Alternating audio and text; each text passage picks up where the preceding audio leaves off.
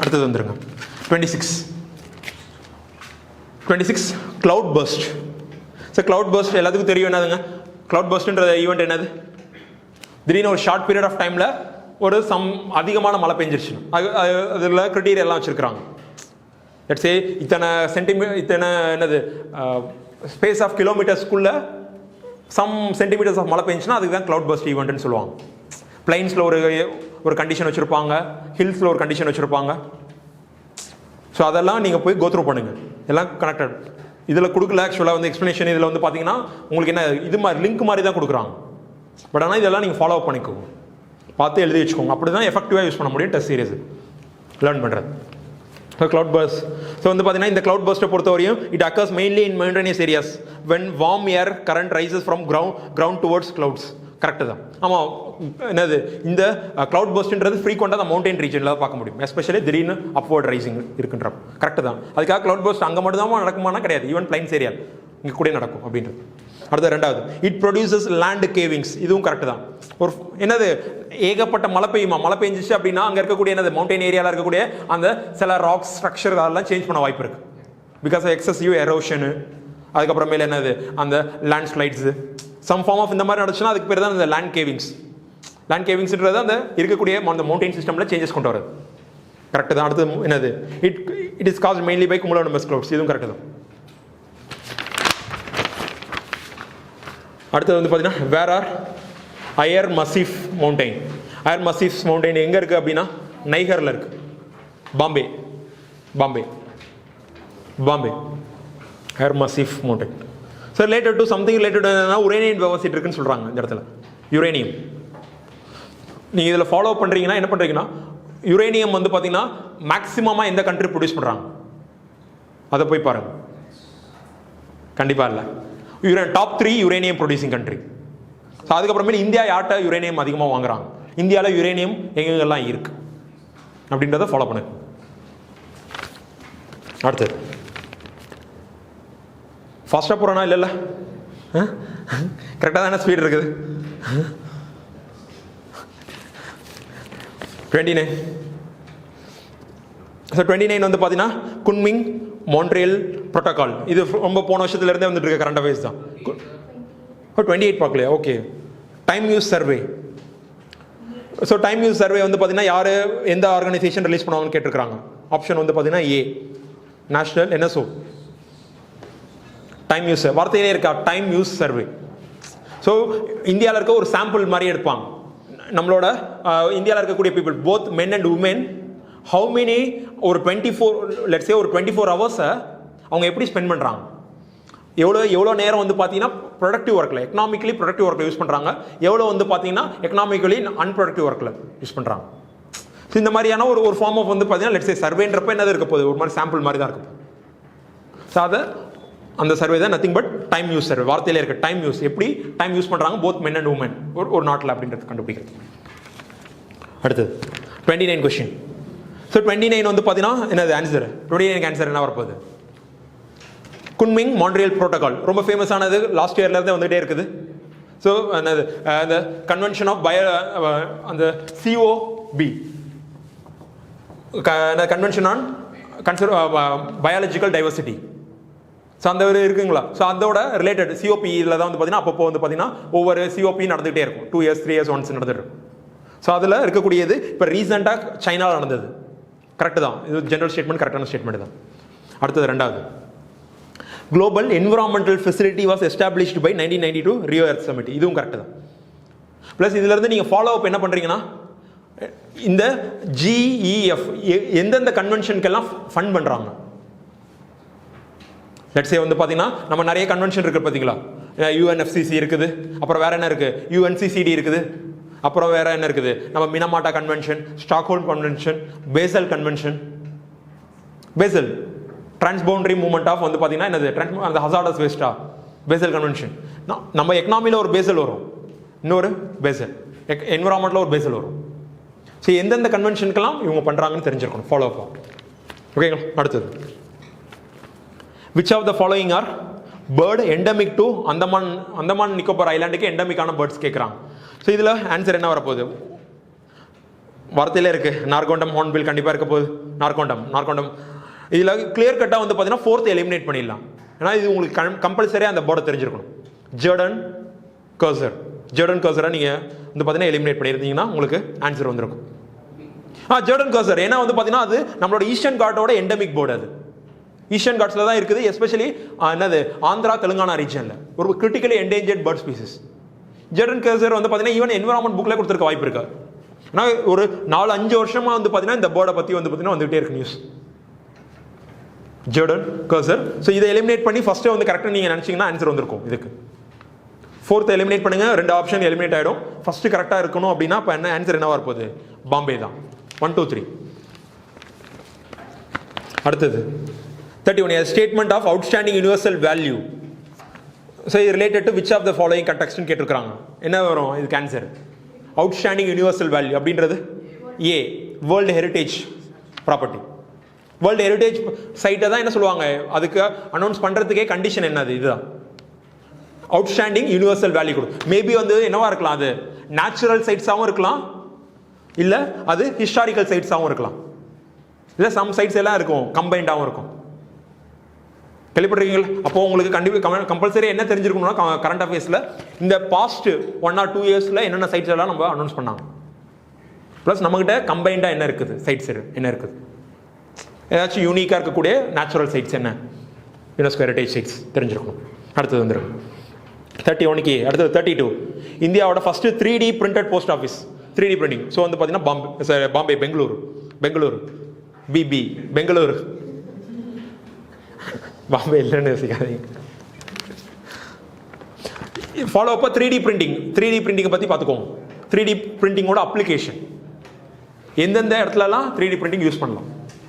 அதுக்கப்புறம் 3D பிரிண்டிங்க்கும் normal மேனுஃபேக்சரிங்கான difference process, என்ன advantage என்ன டிஸ்அட்வான்டேஜ் அப்படி எல்லாம் பார்த்துக்கோங்க. மேபி எல்லாம் சயின்ஸ் அண்ட் டெக்ல இந்த மாதிரி கேட்க ஆரம்பிக்கிறாங்க இப்பெல்லாம். அடுத்தது 33. Open market sale scheme. So open market sale scheme answer என்னது? பாம்பே.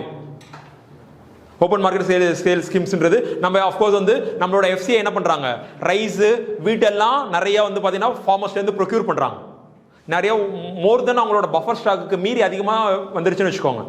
அப்போ என்ன பண்ணுவாங்கன்னா அப்பப்போ சேல் பண்ணுவாங்க, ஓப்பன் மார்க்கெட்டில் சேல் பண்ணுறது. ஸோ அப்போ அதுக்கு ஒரு ஆக்ஷன் வச்சு பண்ணுறதுக்கு பேர் தான் நத்திங் பட் அந்த ஸ்கீமுக்கு பேர் தான் open market sale scheme. Excess ஸ்டாக்கை சேல் பண்ணுறது பாம்பே. ஆனால் ஃபர்ஸ்ட் என்னது, இதுக்கு முன்னாடி நம்ம எக்கனாமியில் என்ன படிச்சிருக்கிறோம், ஓப்பன் மார்க்கெட் ஆப்ரேஷன் ஒன்று படிச்சிருப்போம். ஃபர்ஸ்ட் ஸ்டேட்மெண்ட் ஓப்பன் மார்க்கெட் ஆப்ரேஷன்ன்றது என்னது? ஃபர்ஸ்ட் ஸ்டேட்மெண்ட் கிளியரா படியும், ஓப்பன் மார்க்கெட் சேல். ஓகே, அடுத்து வந்து பார்த்தீங்கன்னா முர்மன்ஸ்க்கு போட்டை பற்றி கேட்டிருக்கிறாங்க. முர்மன்ஸ் போட்டு வந்து பார்த்தீங்கன்னா கொஞ்சம் கரண்ட் அஃபேர்ஸில் வந்துட்டு இருந்த போட்டு தான். முர்மன்ஸ் போட்டு வந்து பார்த்தீங்கன்னா இந்த ரஷ்யாவோட வெஸ்ட் சைடில் இருக்கும். இந்த ரஷ்யாவுக்கும் அந்த நார்வே ஸ்வீடன் அந்த இடத்துல இருக்கும் பார்த்தீங்களா, அந்த இடத்துக்கு அங்கே போகிற இடத்துல இருக்கும் ஆக்சுவலாக அந்த முர்மன்ஸ் போட்டு. கொஞ்சம் வந்து பார்த்தீங்கன்னா இது வந்து மோர் வந்து பார்த்தீங்கன்னா முர்மன்ஸ் போட்டு ஏன் ரொம்ப ஃபேமஸ்னா, இட் இஸ் ஆல் வெதர் போட்டு. இவன் ரஷ்யாவோட நார்த் பார்ட்டில் இருந்தால் கூட ஸ்டில் ஆல் வெதர் போட். ஏன் அப்படின்னா அந்த இடத்துல ஓஷன் கரண்ட் ஒன்று போகும், வார்ம் ஓஷன் கரண்ட் போகும். அது ரொம்ப ஃபேமஸான போட்டு அப்படின்றது. ஸோ இந்த இது பார்த்தீங்கன்னா ரொம்ப ஸ்பெசிஃபிக்காக கேட்டிருக்காங்க. கோலா பெனின்சுலா கொஞ்சம் தெரிஞ்சிருக்கணும். கோலா பெனின்சுலா தான் இருக்கு. ஃபர்ஸ்ட் ஸ்டேட்மெண்ட்டும் கரெக்ட் தான். It is a beginning point of northern sea route. இதுவும் கரெக்ட் தான், ரெண்டுமே கரெக்ட். ஸோ இன்னொன்று நீங்கள் போய் நார்தர்ன் சீ ரூட்டு எங்கே இருந்து எங்கே கனெக்ட் ஆகுதுன்னு பாருங்க. நார்தர்ன் சீ ரூட் வந்து பார்த்தீங்கன்னா கிட்டத்தட்ட வந்து பார்த்தீங்கன்னா யூரோப்பையும் ஏஷியா பசிபிக்கையும் கனெக்ட் பண்ணுற மாதிரி என்டையராக அந்த ஆர்டிக் ஓஷன்லேயே போகும். அதனால தான் வந்து ரஷ்யா மோர் வந்து பார்த்தீங்கன்னா கிளைமேட் சேஞ்சுக்கு பெருசாக வந்து அவங்களோட இன்வால்மெண்ட் இல்லை அப்படின்றதுக்கு காரணம் வந்து கிளைமேட் சேஞ்ச் நிறையா என்னது வேர்ல்டு வந்து வாமாக அவங்களுக்கு என்னது சம் இடத்துல வந்து பார்த்தீங்கன்னா மேலே ரஷ்யாவோட கோல்டஸ்ட் இடம்லாம் என்னவா இருக்கும், கம்பேரிட்டிவாக லிவபுளாக மாறிடும். மோர் பெனிஃபிட் அவங்களோட ஏரியா, பெருசாக இன்வால்மெண்ட் அவங்களோடது இருக்காது. ஸோ இந்த ஒரு விஷயம் நார்தர்ன் சீ ரூட் தெரிஞ்சுக்கோங்க. Northern sea route opposite to வந்து பார்த்தீங்கன்னா இங்கே ப்ராமினெண்ட்டாக யூஸ் பண்ணுற ரூட்டுக்கு பதிலாக அந்த நார்தர்ன் சீ ரூட் இப்போ எல்லாம் பேச ஆரம்பிக்கிறாங்க. So Europe to Asia Pacific countries எல்லாமே என்டையர். அடுத்து வந்துருக்கு. அடுத்து வந்து பார்த்தீங்கன்னா 35. ஸோ லொக்கேஷன் கேட்டிருக்கிறாங்க. சவுத்து டு நார்த்து கேட்டிருக்காங்க. இது எல்லாமே ரிலேட்டட் டு இந்த 4 பிளேஸுமே எது ரிலேட்டடு, ரிலேட்டட் டு சைனாவுக்கும் இந்தியாவுக்கும் கூட பார்டர் டிஸ்பியூட் ஏரியா தான். சைனாவுக்கும் பார்டர் எல்லாமே இன்னும் அரௌண்ட் இந்த லடாக் ரீஜனில் இருக்குது. ஸோ இது ஆன்சர் என்ன வரப்போகுது? ஆன்சர் வந்து பார்த்தீங்கன்னா 35C. சி ரொம்ப கஷ்டமான விஷயம் தான். டெம்சாக் இருக்கிறதுலே டெம்சாக் தான் வந்து பார்த்தீங்கன்னா ரொம்ப சவுத்து.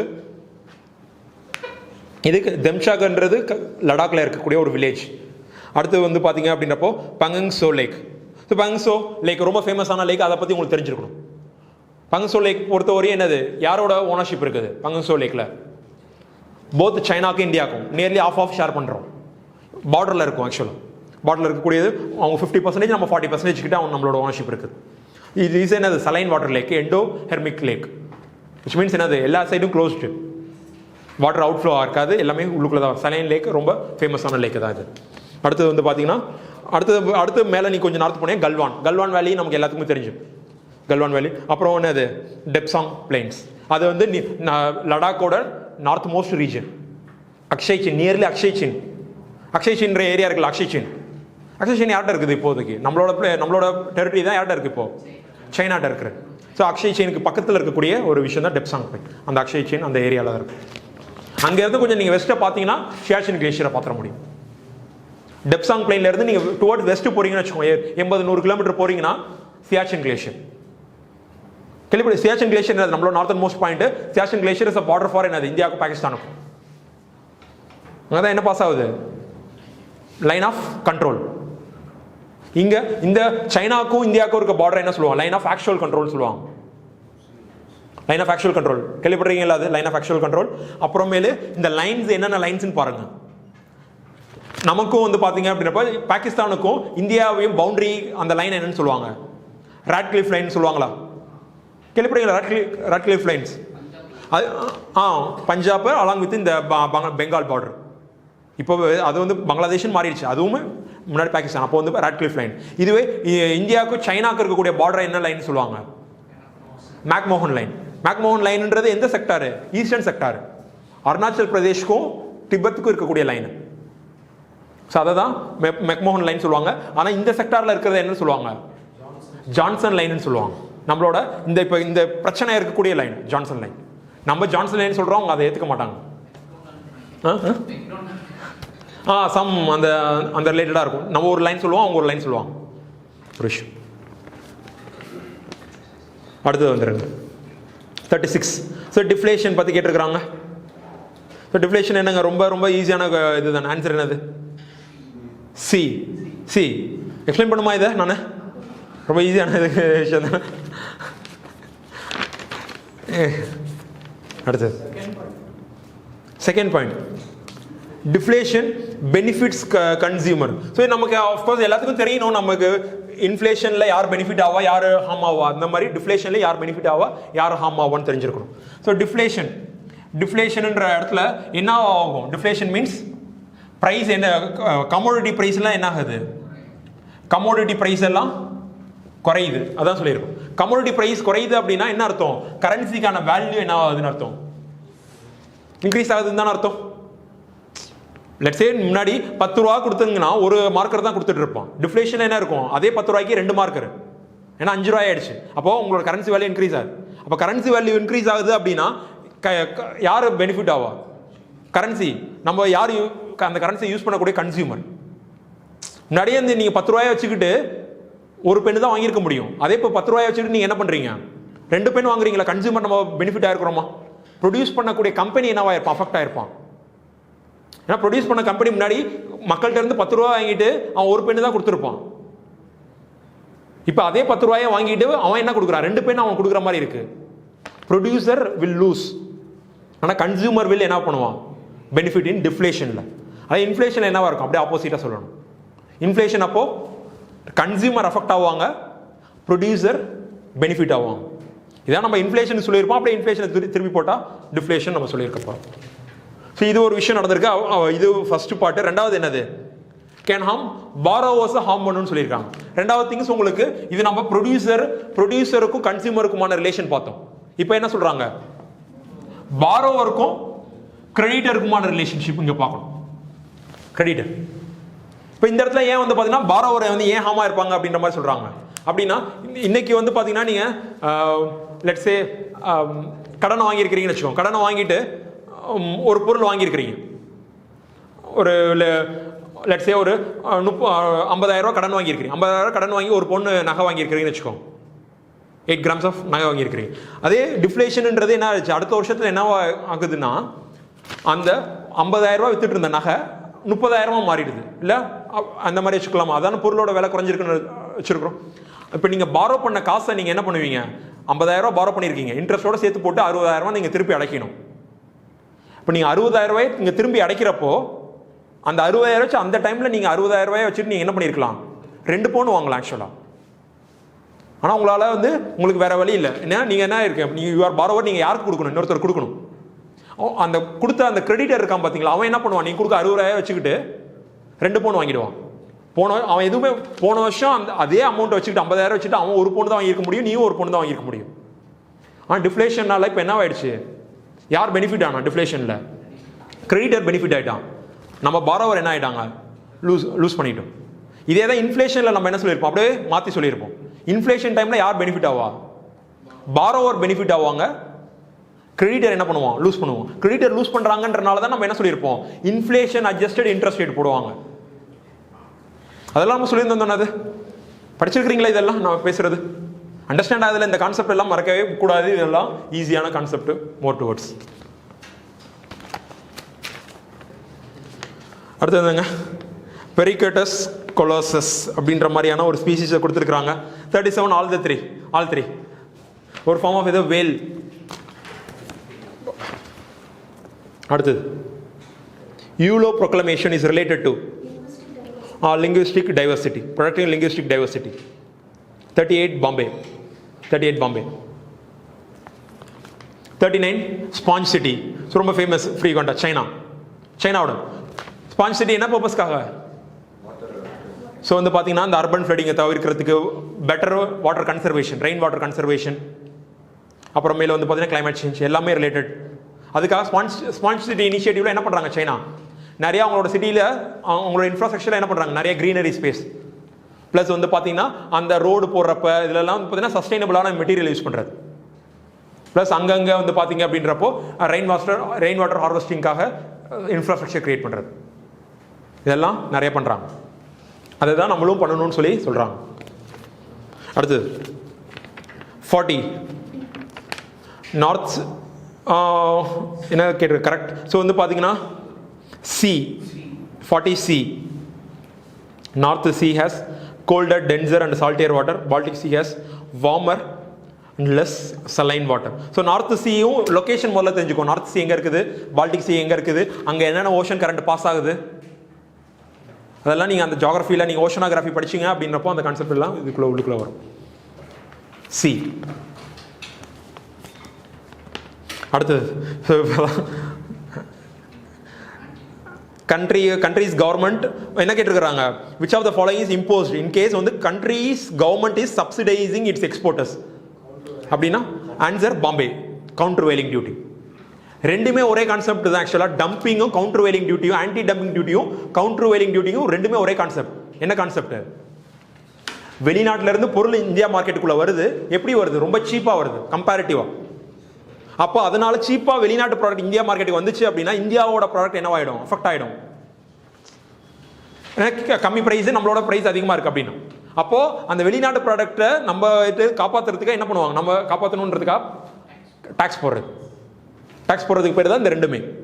அதில் சின்னதாக வேரியேஷன் என்ன இருக்குன்னா, அந்த கம்மியான ப்ரைஸ் வெளிநாட்டில இருந்து வருது பார்த்தீங்களா, அந்த வரது கம்பெனியாவே முடிவு பண்ணி இங்கே இறக்குறாங்கன்னு வச்சுக்கோங்க. அவங்களோட காஸ்ட் ப்ரைஸே 10,000 ரூபா. ஆனால் வேணும்னே மொபைலில் வந்து பார்த்தீங்கன்னா இங்கே 7,000 ரூபாய்க்கு வந்து விற்கிறான்னு வச்சுக்கோங்க. ஏன் அவன் விற்கிறான்னா, ஃபர்ஸ்ட் எடுத்தோன்னா இந்தியாவில் இருக்க பிளேயர்ஸை காலி பண்ணும். மோனோப்ளை பண்ணதுக்கப்புறம் அவன் இன்க்ரீஸ் பண்ணிடுவான். ஸோ அந்த மாதிரி கம்பெனியே டேரெக்டாக வந்து பண்ணுறாங்க அப்படின்னா டம்ப் பண்ணுறாங்க. ஸோ அந்த மாதிரி இடத்த போடுறது கவர்மெண்ட் போட்டாங்கன்னா அது ஆன்டி டம்பிங்.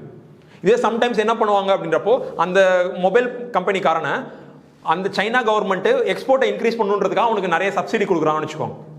அதை தான் என்ன சொல்லுவாங்கன்னா எக்ஸ்போர்ட் சப்சிடிஸ். அவங்களுக்கு எக்ஸ்போர்ட் சப்சிடி, நம்மளுக்கு அது இம்போர்ட் சப்சிடினால ஒரு ப்ராடக்டோட ப்ரைஸ் ரொம்ப குறையுதுன்னு வச்சுக்கோங்க. ரொம்ப குறைஞ்சி இந்தியா மார்க்கெட்டுக்குள்ள வருதுன்னா அப்போ அந்த டைமில் கவர்மெண்ட் ப்ரொடக்ட் பண்ணுறதுக்காக போடுறது தான் நத்திங் பட் என்னது? கவுண்டர்வெயிலிங் டியூட்டி. ரெண்டுத்துக்கும் கிளியராக இருக்கு. ஸோ ரெண்டுமே வந்து பார்த்தீங்கன்னா WTO பர்மிஷன் கொடுத்துருக்குறான். அந்தந்த கண்ட்ரியே வந்து பார்த்தீங்கன்னா முடிவு பண்ணிக்கலாம். WTO என்னது வந்து பார்த்தீங்கன்னா பர்மிஷன் அலோடு ரெண்டுத்துக்கும். அடுத்தது 42nd கரண்ட் அக்கௌண்ட் பேலன்ஸ் பிஓபியில் கரண்ட் அக்கௌண்ட்டில் எதெல்லாம் வரும்னு கேட்டிருக்கிறாங்க. ஈஸியாக அதை பண்ணிடலாம். என்ன ஆன்சர் வரும் இதுக்கு? ஆன்சர் கொடுத்துருக்குறாங்களா முதல்ல இதில்?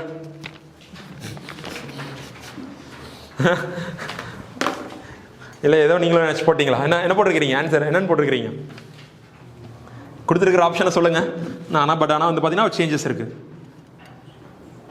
ஃபஸ்ட்டு சரி நான் திரும்ப சொல்லணுமா, அதை நடத்தணுமா? இல்லை உங்களுக்கு கரண்ட் அக்கௌண்ட் பிஓபியில் என்ன இருக்குது? கரண்ட் அக்கௌண்ட் இருக்குது, கரண்ட் இருக்குது, அப்புறம் கேபிட்டல் இருக்குது. இதான் நம்ம அப்புறம் இந்த கரண்ட்னா என்னது? கரண்ட் கேபிட்டல் என்னது? One way transaction. இது கேபிட்டல்ன்றது என்னது? Two way transaction. இந்த மாதிரி நம்ம படிச்சிருப்போம். கரண்ட் என்ன எப்படி பிரிக்கலாம்? விசிபிள், இன்விசிபிள், இந்த மாதிரி படிச்சிருப்பாங்களா? Visible, invisible. விசிபிள்ன்றது என்னது? என்ன component? Merchandise trade, trade in goods. இதே இன்விசிபிள்ல எப்படி பிரிக்கலாம்? Services, trade in services. Trade in வந்து பார்த்தீங்கன்னா சர்வீசஸ். அப்புறம் வேற ட்ரேட் இன் சர்வீசஸ் வேற என்னது? ஃபேக்டர் பேமெண்ட், அப்புறம் டிரான்ஸ்ஃபர் பேமெண்ட். ஃபேக்டர் பேமெண்ட் இந்தியாவோட ஃபேக்டர்ஸ் ஆஃப் ப்ரொடக்ஷன், வெளிநாட்டில இருந்து வரக்கூடிய காசு. டிரான்ஸ்ஃபர் பேமெண்ட்ன்றது நமக்கு யூனிலேட்டரலாக வருது காசு, கிராண்ட்ஸா ஃப்ரீயாக வருது, இல்லை ரெமிட்டன்ஸாக வருது, எப்படி வேணாலும் வச்சுக்கலாம். இதே வந்து பார்த்தீங்கன்னா கேபிட்டல் அக்கௌண்ட் என்னன்னு சொல்லியிருப்பாங்க. கேபிட்டல் அக்கௌண்ட்டை நம்ம என்ன சொல்லலாம்? ஃபர்ஸ்ட் எடுத்தோன்னே என்னது? இன்வெஸ்ட்மெண்ட் எஃப்டிஆ இருக்கலாம், எஃபிஐ இருக்கலாம், என்ன வேணாலும் இருக்கலாம். அப்புறம் ரெண்டாவது பாரோயிங்ஸ் ஆர் லோன்ஸ் எக்ஸ்டர்னல், வெளிநாட்டில இருந்து வரது. நம்ம பிரைவேட் பிளேயர் இருக்கலாம், கவர்மெண்ட் பிளேயர் இருக்கலாம், யாரா வேணாலும் இருக்கலாம். So loans. அப்புறம் மூணாவது NRI டெபாசிட்ஸ். இதான் நம்ம பார்த்துருந்தோம். இதான ஷார்ட்டாக நம்ம பார்த்தோம். இப்போ வாங்க கரண்ட் அக்கௌண்ட்ல எது ஒரு ஃபர்ஸ்ட் கோல்டு, வெறும் மொட்டையாக கொடுத்த கோல்டு டிரான்சாக்ஷன் சம்திங் ஏதாச்சும் கோல்டு செல்லிங் அண்ட் பையிங் அப்படின்ற மாதிரி கொடுத்துருந்தாங்கன்னா மேபி புரிஞ்சிருக்க வாய்ப்பு இருக்கு. ஸோ கோல்டுன்றது என்னது? கமோடிட்டி டிரான்சாக்ஷன் எதில் வரப்போகுது? கரண்ட் அக்கௌண்ட்ல தானே வரப்போகுது.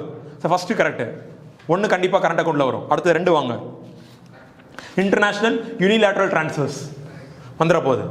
அடுத்தது மூணாவது வாங்க, ராயல்டி பேமெண்ட்ன்றது ஒரு இந்தியன் கம்பெனிக்கு வந்து பார்த்தீங்கன்னா ஏன்னா வெளிநாட்டில இருந்து காசு வருது. ஃபார்ம் ஆஃப் வந்து பார்த்தீங்கன்னா இந்தியாவோட கேபிட்டலுக்கு காசு வருதுன்னா எதில் வரும்? Factor payment. இந்தியாவோட கம்பெனிக்கு வெளிநாட்டில் காசு கொடுக்குறாங்க. ஸோ ஃபேக்டர் பேமெண்ட்ல தானே வரப்போகுது. ஸோ இது வந்துடும். அடுத்து நாலாவது வாங்க, மூணாவது பாயிண்ட் புரியுதுலங்க. ராயல்டி பேமெண்ட்ன்ற சொல்ல விஷயம். ராயல்டி பேமெண்ட்ல எதுவும் டவுட் இருக்குங்களா? ராயல்டி பேமெண்ட் என்னத்துக்காக கொடுப்பாங்க? ஆக்சுவலா நீங்க சம் ஃபார்ம் ஆஃப் வந்து பார்த்தீங்கன்னா உங்களோட பேட்டன்ட் டெக்னாலஜி இருக்குது. அந்த டெக்னாலஜியில் ஏதோ உங்களுக்கு உங்களோட சொத்தை இன்னொரு கம்பெனி யூஸ் பண்ணிக்கிறதுக்கு பர்மிஷன் கேட்குறாங்க. அப்போ அந்த இந்தியன் கம்பெனியை பர்மிஷன் கொடுக்குறாங்க. பர்மிஷன் சும்மா கொடுப்பாங்களா? பேட்டன் நீங்கள் பண்ணியிருக்கீங்க, டெக்னாலஜிக்காக நிறைய காசு வச்சு செலவு பண்ணியிருப்பீங்க. அவங்க கேட்குறாங்கன்னா என்ன பண்ணுவீங்க? அவங்களுக்கு அந்த டெக்னாலஜி கொடுத்துட்டு ஆனால் எனக்கு ராயல்ட்டி கொடு, வருஷம் எனக்கு ஒரு ஃபார்ம் ஆஃப் வந்து காசு கொடுத்துக்கிட்டே இருக்கு. ராயல்ட்டி பேமெண்ட், அதுக்கு பேர் தான் ராயல்ட்டி பேமெண்ட்னு சொல்கிறது. அப்போ அது என்னது? இந்தியன் கம்பெனிக்கு காசு கொடுக்குறாங்க. இந்தியா ஒரு ஃபார்ம் ஆஃப் வந்து சம்பாதிக்குது அப்படின்னா அது ஃபேக்டர் பேமெண்ட் தானே. Primary income. அடுத்தது வாங்க, ஃபோர்த் வாங்க, interest bearing financial instrument. Interest bearing financial instrument என்னது? பாரோயிங்ஸ் வராது. அப்புறம் என்னது? டூரிசம் வந்துடும். ஸோ அப்போ ஆன்சர் என்ன வரும்? இதுக்கு ஆன்சரே கொடுக்கல. ஆக்சுவலாக பாம்பே தான் மோர் க்ளோசரு. பட் ஆனால் பாம்பேல என்ன சேர்த்துக்கணும்? பியில் 1 first ஸ்டேட்மெண்ட்டும் correct. 1 2 3 5.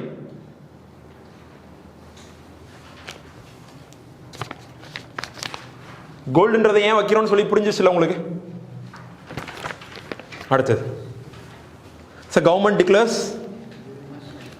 MSP which is at least 50% over cost of production. This cost includes, so MSP பத்தி அக்ரிகல்ச்சர் எக்கனாமியில் மெயின்ஸ் ஓரியன்டட் எக்கனாமி இருக்குல்ல, அக்ரிகல்ச்சர் இருக்குது. ஸோ அக்ரிகல்ச்சர் MSP யார் டிக்ளேர் பண்ணுவான்னு நம்ம போன டெஸ்ட்ல சொல்லியிருப்பாங்கன்னு நினைக்கிறேன்.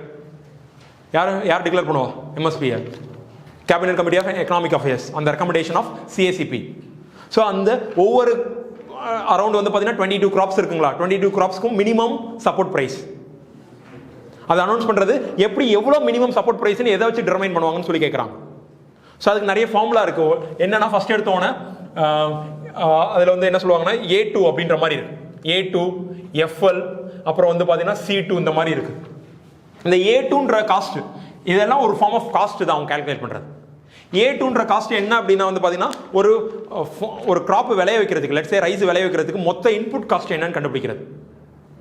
மொத்த இன்புட் காஸ்ட் லெட்ஸ் சே வந்து பார்த்தீங்கன்னா ஃபர்டிலைசருக்கு எவ்வளோ காஸ்ட் வருது, இல்லை வந்து அவனுக்கு டிராக்டர் வாங்குறதுக்கு என்ன காசு வருது, அவனுக்கு கூலி, அவன் வயலில் வந்து வேலை செய்ய கூலி, இதெல்லாம் கால்குலேட் பண்ணி ஒரு காஸ்ட் வரும் பார்த்தீங்களா, அந்த காஸ்ட் தான் A2ன்றது. ஃபேமிலி FLன்றது ஃபேமிலி லேபர். அவனும் இன்வால்வ் பண்ணியிருக்கான்ல, ஒரு ஃபார்மர் இருக்கிறான்னா அவனும் ஒர்க் பண்ணியிருக்கிறான், அவனுக்கு என்ன கூலி, அவனோட சொந்த நிலத்தில் ஒர்க் பண்ணா கூட அவனுக்கு எவ்வளோ கூலி இருக்கும் அந்த நிலத்தில் அப்படின்னு பார்க்குறது. இது ஃபேமிலி லேபர். ஸோ இப்போ வந்து பார்த்தீங்கன்னா நம்மளோட கவர்மெண்ட் ஆஃப் இந்தியா வந்து ப்ராமினெண்ட்டாக எம்எஸ்பி எப்படி டிக்ளேர் பண்ணுவாங்கன்னா இந்த ரெண்டு காஸ்ட்டையும் கால்குலேட் பண்ணுவாங்க. கால்குலேட் பண்ணி இதோட சேர்த்து வச்சு 50%, இந்த காஸ்ட்ல இருந்து மோர் 50% ஆட் பண்ணி ஒவ்வொரு கிராப்புக்கும் டிக்ளேர் பண்ணுவாங்க. இதான் வந்து திங். ஓகேங்களா, இது எம்எஸ்பி. இன்னொரு இந்த C2ன்றது என்னன்னா மோர் காம்ப்ரிஹென்சிவா ஒரு இன்னொரு ஃபார்ம் ஆஃப், நிறைய ஃபார்மர்ஸ் கிசான் ஆர்கனைசேஷன் நிறைய பேர் என்ன கேட்குறாங்கன்னா எம்எஸ்பியை நீங்க இந்த காஸ்ட்டை வச்சு டிக்ளேர் பண்ணாதீங்க, இந்த காஸ்ட்டை வச்சு டிக்ளேர் பண்ணுங்கன்னு சொல்லி கேட்குறாங்க. இந்த காஸ்ட் C2ன்றது என்னன்னா மோர் காம்ப்ரிஹென்சிவா காஸ்ட்டை கால்குலேட் பண்றது. என்னன்னா இது வந்து டைரக்டா நமக்கு தெரிஞ்சிடும், பார்வையிலே தெரியுது. இன்னொன்று வந்து பார்த்தீங்கன்னா லெட்ஸே இப்போ ஃபார்மர் வந்து பார்த்தீங்கன்னா ஒரு லெட்ஸே ஒரு எக்யூப்மெண்ட்டை யூஸ் பண்ணி ஃபார்மில் வந்து யூஸ் பண்ணுறான்னு வச்சுக்கோங்க. வருஷம் அந்த எக்யூப்மெண்ட்டுக்கு என்ன ஒரு டிப்ரிசியேஷன் நடக்க வாய்ப்பு இருக்கு. இல்லை வந்து பார்த்தீங்கன்னா அந்த லேண்டுக்கு என்னது ஃபர்டிலிட்டி குறைய வாய்ப்பு இருக்குது. ஃபர்டிலிட்டி குறைய வாய்ப்பு இருக்கு. இன்னொன்று வந்து பார்த்தீங்கன்னா அந்த ஃபார்மருக்கு அந்த லேண்டுக்கே ஒரு வேல்யூ இருக்குதா. இப்போ அந்த ஃபார்மர் வந்து பார்த்தீங்கன்னா அவர் ஓன் நிலம், அதுவே அவர் ரெண்ட்டுக்கு விட்டுருந்தாருன்னா அதுக்கு ஒரு காசு கிடைச்சிருக்குமா அவருக்கு. ஸோ இந்த மாதிரி சின்ன லெவலில் அதெல்லாம் இம்ப்யூட்டட் காஸ்ட்னு சொல்லுவாங்க. அதெல்லாம் சேர்த்து வச்சு ஒரு காஸ்ட் கிடைக்கும் பார்த்தீங்களா, அந்த காஸ்ட்டுக்கு மேலே தான் நீங்கள் கவர்மெண்ட் கொடுக்கணும்னு சொல்லி கேட்குறாங்க. C2ன்றது மோர் காம்ப்ரிஹென்சிவ் காஸ்ட், இம்ப்யூட்டட் காஸ்ட் எல்லாத்தையும் சேர்த்து. ஆனால் இந்த இதெல்லாம் இன்னும் கவர்மெண்ட் இன்னும் கொடுக்கல. இது கொடுத்தாங்கன்னா என்ன ஆகும், இன்னும் நிறைய எம்எஸ்பியோட ப்ரைஸ் அதிகமாக போயிடும். ஒவ்வொரு கிராப்புக்கு டிக்ளேர் பண்ணுற ப்ரைஸ் கவர்மெண்டால் பேர் பண்ண முடியாதுன்றதுனால இதுதான் பேர் மினிமம். இது இந்த காஸ்ட் வெளியில் தெரியக்கூடிய காஸ்ட் அப்படின்றனால இதான் எம்எஸ்பி ரிலேட்டடாக இருக்கக்கூடிய விஷயம் இல்லை. வாங்க இங்கே வாங்க. ஸோ இங்கே வந்து பார்த்தீங்கன்னா ஃபர்ஸ்ட் எடுத்தோன்னே இதில் கிளியர் கட்டாக என்ன சொல்ல முடியும் அப்படின்னா actual paid out cost on rentals. ஆமாம், ஆக்சுவல் பெய்ட் அவுட் காஸ்ட் என்னது, இந்த ஈஸி. ஸோ இது வந்து இந்த A2ல வந்துடும் ரெண்டல்ஸ். A2 காமனாக வந்து பார்த்தீங்கன்னா பெய்டு நம்ம ஒரு ஃபார்மர் கொடுக்குறது. இது கரெக்டு. ஏன்னா இப்போ என்ன இப்போதைக்கு நீங்கள் இந்த ஸ்டேட்மெண்ட் படி நீங்கள் எதை பார்க்க போறீங்க, A2 + FL என்னென்ன வரும்னு பார்க்க போறீங்க. A2 + FL. ஸோ அதான் கான்செப்ட். ஸோ ஃபர்ஸ்ட் வரும், அடுத்து ரெண்டாவது வாங்க ரெண்டல்ஸ் ஃபோர்கான் ஆன் ஓன்டு லேண்ட். ஆக்சுவலாக அதுன்றது என்னன்னா C2ல வரக்கூடியது. ஸோ அப்போ வந்து பார்த்தீங்கன்னா செகண்ட் கண்டிப்பாக வராது எம்எஸ்பியில், இப்போ நம்ம டிக்ளேர் பண்ணுற எம்எஸ்பியில் வராது. அடுத்த மூணாவது டிப்ரிசியேஷன் ஆன் அக்ரிகல்ச்சர் இம்ப்ளிமெண்ட்ஸ். இதை சம்டைம்ஸ் என்ன சொல்றாங்க அப்படின்னா வந்து இப்போ நீங்கள் டிராக்டர் வாங்குறீங்கன்னு வச்சுக்கோங்க, இந்த வருஷத்தில் டிராக்டர் வாங்குறீங்கன்னா அது இந்த வருஷத்துக்கான உங்களோட இன்புட் காஸ்ட் அப்படின்னு நம்ம நிறைய பேர் யோசிப்பாங்க. ஆனால் வந்து எப்படி வந்து கால்குலேட் பண்ணும் இந்த இன்புட் காஸ்ட் கால்குலேட் பண்ண சொல்றாங்கன்னா, நீங்கள் லெட்ஸ் சே 6 லட்சம் ரூபாய்க்கு நீங்கள் டிராக்டர் வாங்குறீங்கன்னு வச்சுக்கோங்க, அந்த பர்டிகுலர் இயரோட இன்புட் காஸ்ட்ல 6 லட்சம் ரூபாய் சேர்க்கக்கூடாது. நீங்கள் 10 வருஷம் இந்த டிராக்டர் யூஸ் பண்றீங்களா, அப்போ வருஷம் நீங்க வந்து என்ன பண்ணணும், 60,000 இன்புட் காஸ்ட் சேர்க்கணும். ஸோ அந்த மாதிரி சேர்க்கறது பேர் நத்திங் பட் என்னது, இந்த டிப்ரிசியேஷன் அமௌண்ட்னு சொல்றது. ஸோ அப்போ இதை என்ன சொல்றாங்கன்னா இந்த டிப்ரிசியேஷன் அக்ரிகல்ச்சர் இம்ப்ளிமெண்ட் அதை என்ன சொல்றாங்கன்னா எதுலயே வச்சிடுறாங்க, A2ல வச்சிடுறாங்க. என்ன ஒவ்வொரு வருஷத்துக்கு வேல்யூ குறைஞ்சிக்கிட்டே இருக்கு பாத்தீங்களா. நீங்க 6 லட்சம் ரூபாய 10 வருஷமா ஏன் குறைக்கிறீங்க, அந்த எக்யூப்மெண்ட்டுக்கான ஒர்த்து 10 வருஷம் தான் அந்த டிராக்டருக்கான ஒர்க்கு. அப்போ அந்த 6 லட்சம் ரூபாயை 10 வருஷம் ஸ்பெண்ட் பண்றீங்க.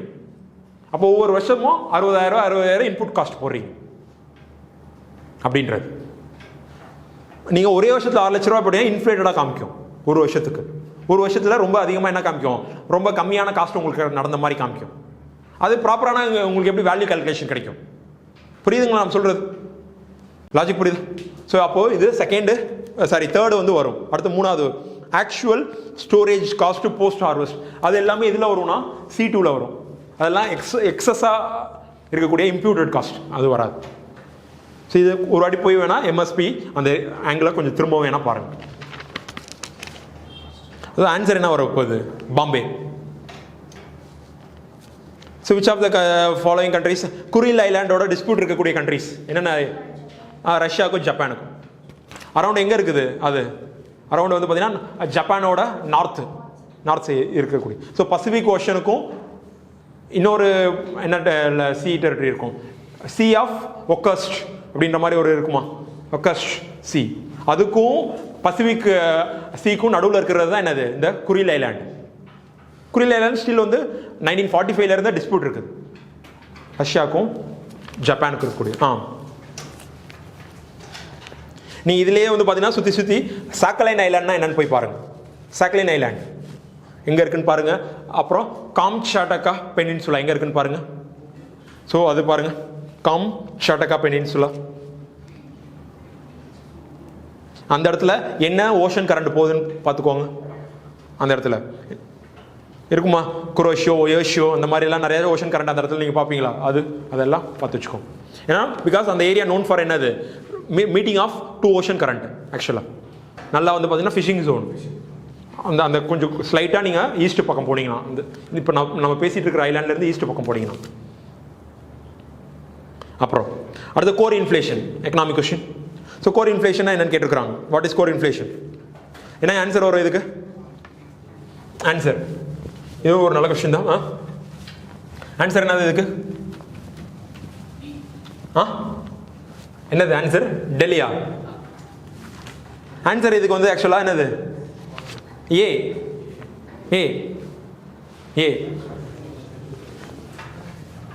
கோர் இன்ஃப்ளேஷன் முதல்ல என்னன்னு சொல்லுங்க, எக்ஸ்பிளைன் பண்ணிடுறேன். இது கோர் இன்ஃப்ளேஷன் முதல்ல கோர் இன்ஃப்ளேஷன் என்னன்னு சொல்லுங்க, அதுக்கப்புறமேல நம்ம அடுத்தடுத்து போவோம். இது எல்லாத்துக்கும் தெரிஞ்சிருக்கணும் தானே. கோர் இன்ஃப்ளேஷன் என்னது? Headline inflation. Normally headline inflation minus என்ன சொல்லுவோம்? volatile கமோடிட்டிஸ்க்கான ப்ரைஸ். அந்த கமோடிட்டிஸான என்ன எடுத்துடணும். ஸோ ஹெட்லைன் இன்ஃப்ளேஷன்ன்றது எப்படி என்ன பண்ணுவீங்கன்னா, எல்லா ஓரளவுக்கு நார்மலாக கன்சியூம் பண்ணக்கூடிய கமோடிட்டிஸோட ப்ரைஸ் என்னன்னு பார்க்குறது. ப்ரைஸ் ரைஸ் என்னவா இருக்கு அப்படின்னு பார்த்தா தான் ஹெட்லைன் இன்ஃப்ளேஷன். நம்மளை பொறுத்தவரையும் ஹெட்லைன் இன்ஃப்ளேஷன் இந்தியாவில் எது headline inflation? CBI combined all India லெவலில் பார்க்கும். ஸோ இந்த சிபிஐயில் ஒரு பேஸ்கெட் ஆஃப் குட்ஸ் இருக்கா? அப்படி தானே இருக்கும். பேஸ்கெட் ஆஃப் குட்ஸ் அதோட ப்ரைஸ் தானே நம்ம பார்ப்போம். WPAலையும் பேஸ்கெட் ஆஃப் குட்ஸோட ப்ரைஸ் ரைஸ் தான் பார்ப்போம். சிபிஐலையும் பேஸ்கெட் ஆஃப் குட்ஸோட ப்ரைஸ் ரைஸ் தான் பார்ப்போம். என்ன சிபிஐயில் கன்சியூமர் யூஸ் பண்ணக்கூடிய ப்ராடக்டோட பேஸ்கெட். ஸோ இதில் ஏகப்பட்ட பேஸ்கெட் நிறைய குட்ஸ் இருக்குமா? எல்லாமே இருக்கும். ஃபுட் ப்ராடக்ட்ஸ்க்கான இருக்கும், கிளாத்திங் இருக்கும், அப்புறம் ஃபியூயல் இருக்குதும், அதுக்கப்புறமேல சின்ன வந்து பார்த்தீங்க அப்படின்றப்போ அந்த என்னது இந்த pan masala, tobacco, which mean even services, education services, housing service, இது எல்லாமே இருக்கும். ஸோ இது இன்ஃப்ளேஷன். இந்த இன்ஃப்ளேஷன்ல இருந்து நீங்க என்ன பண்ணிட்டா சொல்றாங்க அப்படின்னா, அந்த வொலட்டைல் எந்தெந்த இந்த கமோடிட்டிஸ்ல எதெல்லாம் வொலட்டைலா பிரைஸ் மூவ்மெண்ட் இருக்குமோ, ஃப்ரீக்வெண்டா வொலட்டைலா பிரைஸ் இருக்குமோ அதெல்லாம் எடுத்துட சொல்றாங்க. எடுத்தாச்சுன்னா அப்போதான் அது என்ன கிடைக்கும்னு சொல்றாங்க, கோர் இன்ஃப்ளேஷன் சொல்றாங்க. இதான concept, core inflation concept. Headline inflation minus price of வந்து பாத்தீங்க அப்படின்றப்போ வொலட்டைல் கமோடிட்டிஸ்க்கான எடுத்துடணும் அந்த கமோடிட்டிஸ்க்கான பிரைஸ். ஸோ அப்போ ஃபர்ஸ்ட் ஸ்டேட்மெண்ட் படி என்னவா இருக்க போகுது? கரெக்டாக it is a measure of inflation which excludes item that face volatile price movement, notably food and energy. Food and energy தான் என்னது ரொம்ப volatile price இருக்கும். அடுத்து ரெண்டாவது வாங்க. Whenever core inflation rises, central bank increases their key policy rate to suck excess liquidity from the market and vice versa. Of course இருக்க தான் போகுது. ஏன்னா இன்ஃப்ளேஷன் எதனால் நடக்க போகுது? இன்ஃப்ளேஷன் எதனால் நடக்கும்? ஒன்று வந்து இல்லை, ஒரு விஷயம் டிமாண்ட் இன்க்ரீஸ் ஆகும். Demand exceeds supply. சம்டைம்ஸ் என்னது இருக்கும்? சம்டைம்ஸ் எப்படி இருக்க வாய்ப்பு இருக்கு? சப்ளை சைடு ஷாக்னாலையும் இன்ஃப்ளேஷன் வர வாய்ப்பு இருக்கா? சப்ளை டிமாண்ட் அப்படியே தான் இருக்கும், ஆனால் சப்ளை ரொம்ப குறைஞ்சிருச்சுன்னு வச்சுக்கோங்க. Supply shocks. இதான் ரெண்டு ஃபார்ம் ஆஃப் வந்து பார்த்தீங்கன்னா காசஸ் ஃபார் இன்ஃப்ளேஷன் இந்த விஷயம். ஸோ ரெண்டு டைம்லேயும் இன்ஃப்ளேஷன் என்ன நடந்தாலுமே என்ன பண்ணுவாங்க? எஸ்பெஷலி இந்த டிமாண்ட் சைடு இன்ஃப்ளேஷன் நடக்குதுன்னா என்ன பண்ணுவாங்க? RBI ஏன் டிமாண்ட் அதிகமாக இருக்கு? இந்த 4 செக்டார்ல நிறைய காசு இருக்கு, அப்போ சக் பண்ணணும். கரெக்டு தான். அடுத்தது தேர்ட் வாங்க. ஏன் தேர்ட் தப்புன்னு சொல்கிறேன் பாருங்க. It reflects supply side pressure இந்த எக்கனாமி. ஸோ கோர் இன்ஃப்ளேஷன் எந்த ப்ராடக்டை எடுத்துருச்சு? ஃபுட் அண்ட் ஃபியூல் எடுத்துருச்சா? இதான் மோர் ஒலட்டைல்னா இதனால இருக்கக்கூடிய இன்ஃப்ளேஷனை தவிர்க்குது. எதை மட்டும்தான் அப்போ பார்க்குது? நான் ஃபுட் ஐட்டம்ஸை பார்க்குது. ஸோ இதை ஏன் வந்து எடுக்கிறதுக்கு முக்கியமான காரணம், பிகாஸ் இதனால என்ன நடக்குது? இதனால சம்டைம்ஸ் டெம்பரரியாக ப்ரைஸ் ரைஸ் ஆக வாய்ப்பு இருக்கும். அதனால தானே ஒலட்டைல் சொல்கிறோம். திடீர்னு சம்மந்தமே இல்லாமல் ஒரு சீசனலாக அக்ரிகல்ச்சர் கமோடிட்டி சில தக்காளியோட விலை திடீர்னு ஏறும், வெங்காயத்தோட விலை ரொம்ப ஏறும், திடீர்னு குறையும். ஃபியூயலோட ப்ரைஸ் சம்மந்தமே இல்லாமல் வந்து பார்த்தீங்கன்னா ஏதோ வெளிநாட்டில் இருக்க ஏதோ ஒரு சுச்சுவேஷனால திடீர்னு க்ரூட் ஆயில் ப்ரைஸ் இன்க்ரீஸ் ஆகும், குறையும். ஒரு மாதிரி டெம்பரரி. ஸோ இது வந்து மோர் என்னது? இதனால இந்த இன்ஃப்ளேஷனால இந்த விஷயத்தினால என்ன இருக்க வாய்ப்பு இருக்கு? சப்ளை சைடு ஷாக்னால சொல்லலாமா? சப்ளை சைடு ஷாக்னு சொல்லலாமா? லாஜிக் புரியுதாங்க? இந்த மோர் ஃபுட் அண்ட் ஃபியூயல்னால ஒரு இன்ஃப்ளேஷன் காசு ஆகுதுன்னு வச்சுக்கோங்க. டெம்பரரி மோர் என்ன இருக்க வாய்ப்பு இருக்கு? Supply side supply. அப்போ நம்ம எதை எடுத்துடுறோம்? இந்த கோர் இன்ஃப்ளேஷன் எதை எடுத்துடுறோம்? இந்த சப்ளை சைடு இன்ஃப்ளேஷன். அப்போ இந்த இன்ஃப்ளேஷன்ன்றது எதை பேஸ் பண்ணி இருக்கக்கூடிய இன்ஃப்ளேஷன்? டிமாண்ட். மோர் வந்து பார்த்தீங்கன்னா பர்மனன்ட் இன்ஃப்ளேஷன். அப்போ கோர் இன்ஃப்ளேஷன் ஒரு நோக்கமே என்னது? மோர் பர்மனண்டா எங்க இருந்து இன்ஃப்ளேஷன் வருது? பர்மனன்ட் இன்ஃப்ளேஷன்ன்றது மோர் என்னது? Demand side. சப்ளை சைடு எப்போ வேணாலும் மாறும், டெம்பரரி மாறிக்கிட்டே இருக்கும். ஆனால் வந்து பார்த்தீங்க அப்படின்றப்போ இந்த சைடு கோர் இன்ஃப்ளேஷன்ன்றது வந்து பார்த்தீங்கன்னா மோர் பர்மனன்ட், மோர் வந்து என்ன? Long lasting inflation. Long lasting inflation எதனால வருது? Long lasting inflation demand side. இதுக்காக நான் வந்து ரெண்டுமே நான் வந்து ரொம்ப அப்படியே கம்பார்ட்மெண்டலைஸ் பண்ணணும்னு சொல்லலாம் நான். ஆனால் மோர் பாசிபிள் சுச்சுவேஷனை நம்ம பேசுகிறோம், சினாரியோஸ் பேசுகிறோம். அப்போ இந்த இடத்துல ஆன்சர் என்ன வரும்? 3 வந்து பார்த்தீங்கன்னா 3 ஏன் தப்புன்னு தெரியுதா? அப்போ கோர் இன்ஃப்ளேஷன் எக்ஸ்க்ளூசிவாக எதை பண்ணுது அப்படின்னா டிமாண்ட் சைடு இன்ஃப்ளேஷன் அதிகமாக காமிக்குது. நாட் ஸோ வந்து ஏன் அப்படின்னா என்னது? இந்த volatile ப்ராடக்ட்ன்றது மோர் டுவர்ட்ஸ் சப்ளை சைடை காமிக்கிறது, அதை தான் எக்ஸ்க்ளூட் பண்ணுது. அப்படின்னா டிமாண்ட் சைடு இன்ஃப்ளேஷனை காமிக்குதுன்னு அர்த்தம். ஓகேங்களா? கிளியராக இருக்கிறீங்களா ஓரளவுக்கு? ஃபர்தராக நான் சொன்னதை மறுபடியும் வேணா நீங்கள் திங்க் பண்ணி பாருங்க இந்த லைன் ஆஃப் தாட்ஸில். போயிடலாமா? அடுத்த கொஸ்டின் போயிடலாமா? இல்லை ஸ்டில் வந்து பார்த்தீங்கன்னா குழப்பமாக இருக்குங்களா இந்த விஷயத்தில்? அடுத்தது 46 வந்து பார்த்தீங்கன்னா ஆன்சர் டெல்லி. ஃப்ரீக்வன்சி கேட்குறாங்க. இது எல்லா ரிப்போர்ட்டுமே பார்த்தீங்கன்னா NSO தான் கொடுக்குறாங்க. NSO தான். பீரியாடிக் லேபர் ஃபோர்ஸ் சர்வே வந்து பார்த்தீங்கன்னா ஆனுவலாக ரிலீஸ் பண்ணுறாங்க. இல்லை குவார்டர்லி வந்து பார்த்தீங்கன்னா அர்பன் ஏரியாவுக்கு மட்டும் குவார்டர்லி. பட் ஆனால் ஆல் இந்தியா லெவலில் ஆனுவலாக தான் வருது பீரியாடிக் லேபர் ஃபோர்ஸ். அதே வந்து பார்த்தீங்கன்னா எக்கனாமிக் சென்சஸ்க்கு வந்து பார்த்தீங்கன்னா பெரிய லெவலில் வந்து பார்த்தீங்கன்னா டைம் லைன்லாம் கிடையாது. எப்போ வேணாலும் வந்து பார்த்தீங்கன்னா கமிட்டி போட்டு அந்த சென்சஸ் எடுப்பாங்க. அதே வந்து பார்த்தீங்கன்னா இதுக்கு கன்சியூமர் எக்ஸ்பெண்டிச்சர் சர்வே 5 வருஷத்துக்கு ஒரு வாட்டி குயின்குயினியன் அப்படின்ற. அப்போ ஆன்சர் என்னது? டெல்லி. அடுத்து வந்து பார்த்தீங்கன்னா கீலிங் ஐலாண்ட்ஸை பற்றி கேட்டிருக்காங்க. கீலிங் ஐலாண்ட்ஸ் ஆமாம், it lies in eastern Indian ocean. ஆமாம், கரெக்டு தான். அதே வந்து பார்த்தீங்கன்னா ரெண்டாவது it is external territory of France தானா? இல்லை, ஆஸ்திரேலியா. அப்போ ஆன்சர் வந்து 47க்கு ஏ. அடுத்தது வந்து பார்த்தீங்கன்னா ட்ரைடவுன் ஐலாண்டை பற்றி கேட்குறாங்க. இதுவுமே வந்து அந்த சவுத் சைனா சீல இருக்கக்கூடிய ஒரு டிஸ்பியூட்டட் ஐலாண்டு தான். It is a part of Paracel island. ஆமாம், கரெக்டு தான். Paracel island correct. அடுத்து இட் இஸ் ரஃப்லி equal distance from the coast of Vietnam. அதுவும் ஆமாம் கரெக்டு. ரெண்டுமே கரெக்டு. ஸோ ரெண்டுமே கரெக்டுனா இங்கே ஆன்சர் என்ன கேட்டிருக்காங்க? கொஸ்டின் இன்கரெக்ட்னு கேட்டிருக்காங்க. அப்போ ஆன்சர் என்ன வரப்போகுது? டெல்லி. இந்த ஈக்குவல் டிஸ்டன்ஸ் ஈக்குவலாக இருக்குன்றனால தான் இந்த பராசல் ஐலாண்டு அந்த ஐலாண்டெல்லாம் என்னது எல்லாருமே கிளைம் பண்ணுறாங்க. வியட்நாம் கிளைம் பண்ணுறாங்க, சைனா கிளைம் பண்ணுறாங்க, தைவான் கிளைம் பண்ணுறாங்க, எல்லாருமே கிளைம் பண்ணுறாங்க. சவுத் கரெக்டு தான் அது. ஆமாம் ஆமாம் ஆமாம், நிறைய பராசல் ஐலாண்டில் எக்கச்சக்கமான குட்டி ஐலாண்ட்ஸ் இருக்குது. எல்லாத்தையும் சேர்த்து தான் சொல்லுவாங்க. அடுத்தது 49க்கு வந்து அந்த ரிப்போர்ட் யார் பண்ணுறான்? யுனெஸ்கோ. அடுத்தது 50 50 வந்து பார்த்தீங்கன்னா இது இந்த கரண்ட் அஃபேர்ஸ் கொஞ்சம் நல்ல வேலிடான கரண்ட் அஃபேர்ஸ் ஆக்சுவலாக. என்னங்க Maya operating system, Maya OS பற்றி கேட்டிருக்கிறாங்க. ஸோ இது நம்மளோட மினிஸ்ட்ரி ஆஃப் டிஃபென்ஸ் உருவாக்கியிருக்கிறாங்க. பிகாஸ் ஆஃப் வந்து பார்த்தீங்கன்னா விண்டோஸ் ஓஎஸ் வச்சிருக்கிறப்ப சம்டைம்ஸ் சைபர் அட்டாக்ஸ் நிறையா நடக்குது. எஸ்பெஷலி இந்த கோவிட் டைமில் நிறையா நடந்துச்சு. அதுக்காக நம்ம புதுசாக ஒரு சாஃப்ட்வேர் கிரியேட் பண்ணியிருக்கோம் டிஃபென்ஸ் செக்டாரில், நம்மளோட கவர்மெண்ட் செக்டாரில் யூஸ் பண்ணுறதுக்காக, லைக் விண்டோஸ் மாதிரி, விண்டோஸ் ஓஎஸ் மாதிரி. ஸோ அப்போ it is developed by government development agency. Of course இப்போ தான் சொன்னேன் யார், ministry of defence along with DRDO அவங்க எல்லாம் சேர்ந்து. அடுத்தது ரெண்டாவது வந்து பார்த்தீங்கன்னா sorry it has interface and all functionalities like Windows. ரெண்டு ஸ்டேட்மெண்ட்டுமே கரெக்ட் தான். ஃபர்ஸ்ட்டும் கரெக்ட், செகண்டும் கரெக்ட். பிகாஸ் நான் என்ன சொன்னேன், விண்டோஸ் ஓஎஸ் மாதிரி தான், நம்ம விண்டோஸ் எப்படியே அதே மாதிரி தான் இருக்க போகுது. ஸோ ஃபர்தராக இந்த மாயா ஓஎஸை ஃபர்தராக போய் டெவலப் பண்ணி படிங்க கொஞ்சம் டெப்த்தாக. அது என்ன மாதிரியான பிளாட்ஃபார்ம், என்ன யூசர் பிளாட்ஃபார்மு, அது ஓப்பன் சோர்ஸா இல்லை க்ளோஸ்டு சோர்ஸா, எங்கேருந்து எப்படி டெவலப் பண்ணாங்க அப்படின்றதெல்லாம்.